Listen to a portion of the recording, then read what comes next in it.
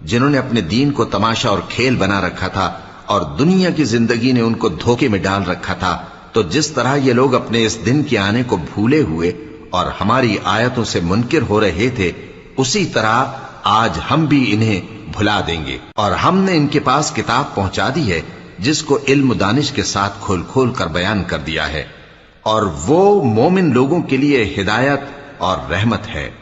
کیا یہ لوگ اس کے مضمون ظاہر ہونے کے منتظر ہیں؟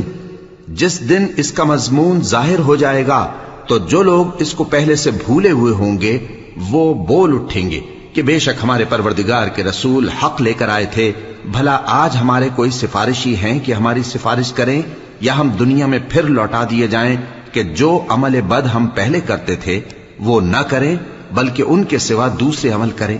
بے شک ان لوگوں نے اپنا نقصان کیا، اور جو کچھ یہ افترا کیا کرتے تھے ان سے سب جاتا رہا۔